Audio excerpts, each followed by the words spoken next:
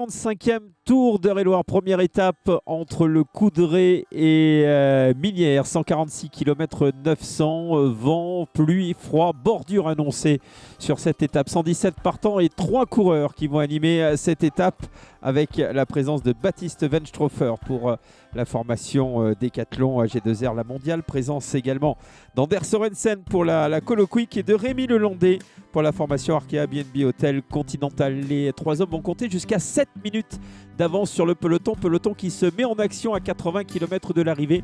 Une bordure d'une quinzaine de coureurs qui se développe avec notamment 4 coureurs de la formation Saint-Michel, Mavic, Aubert 93. L'écart qui redescend à un peu moins de 4 minutes. Nous sommes alors à 60 km de l'arrivée.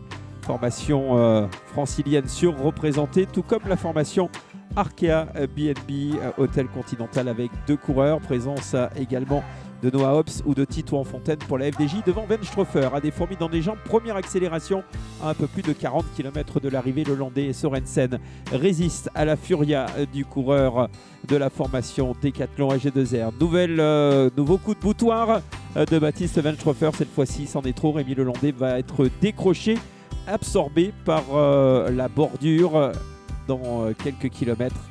Rémi Lelandais qui terminera à plus de 4 minutes cette étape devant. Wenstrofer et Sorensen résistent au retour de l'avant-garde du peloton. Voilà la bordure de 15 qui revient sur Rémi Lelandais, alors que le peloton principal navigue à une petite minute de ce groupe intercalé. Les longues lignes droites de l'Eure-et-Loir, peu propices aux échappées, mais Wenstrofer et Sorensen continuent de résister. Nous sommes alors à 30 km de l'arrivée, malgré la poursuite énergique de la formation de Saint-Michel. Mavic Aubert 93. Dernier grimpeur, Wenstrofer toujours aussi fringant. Sorensen à la rupture, alors que le groupe de 15 navigue désormais à un peu moins d'une minute des deux hommes de tête qui ne vont plus être qu'un dans quelques instants, car Wenstrofer va repartir à 15 km de l'arrivée pour tenter de finir en solitaire, alors que le groupe est en train de se rapprocher des hommes de tête. Plus que 30 secondes d'avance. Attaque de Baptiste Wenstrofer à 15 km de l'arrivée. Le coureur breton qui tente de finir en solitaire, alors que le peloton principal emmené par la formation Tudor U23 de Juan David Sierra, le sprinter italien, revient à quelques secondes du groupe intercalé. 10 km de l'arrivée, c'est le moment où la bordure de 15 va rentrer sur l'homme de tête.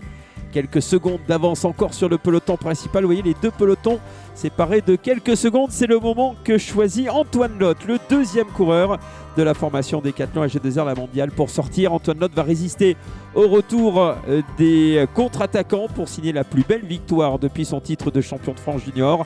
Antoine Lotte s'impose. Deuxième place pour Théo Delacroix. Troisième place pour un deuxième coureur de la formation Aubert 93, Joris Delboeuf 3e à 11 secondes, Baptiste Gillet 4e.